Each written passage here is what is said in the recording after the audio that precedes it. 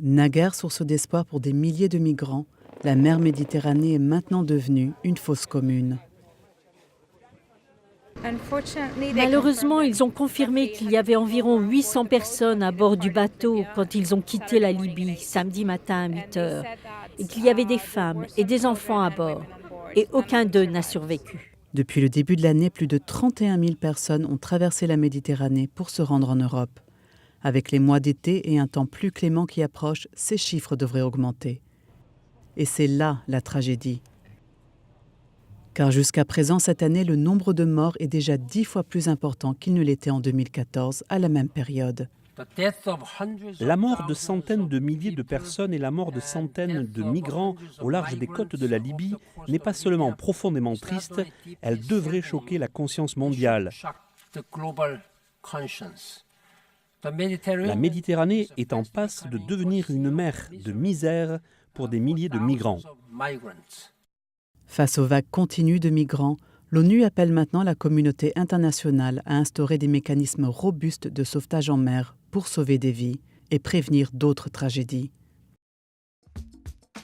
Bouddhistes, chrétiens, hindous, juifs, musulmans, sikhs, les chefs religieux du monde entier se sont réunis dans la salle de l'Assemblée générale cette semaine pour discuter des moyens de promouvoir la tolérance et la réconciliation et lutter contre l'extrémisme violent. Notre réunion rassemble des leaders politiques et religieux pour parler d'une seule voix et dire non à ce qui nous divise et oui à ce qui nous unit.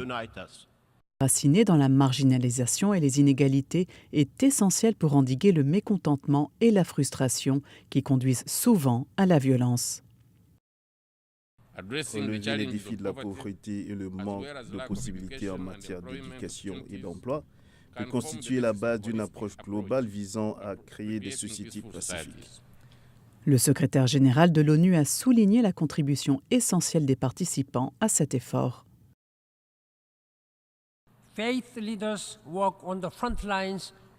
Les chefs religieux travaillent en première ligne dans leur communauté. Beaucoup d'entre vous peuvent voir les forces de radicalisation ou d'intolérance en présence. Je vous exhorte à user de votre influence spirituelle et morale pour contrer leurs discours en vous élevant pour la modération et la compréhension mutuelle.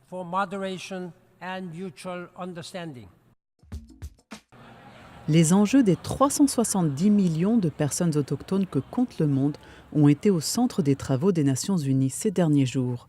L'instance permanente sur les questions autochtones a ouvert sa 14e session avec une représentation d'Alexander Coolidge et Antonina Anoufrieva de la Russie et une cérémonie de bienvenue par le chef de la nation Onondaga.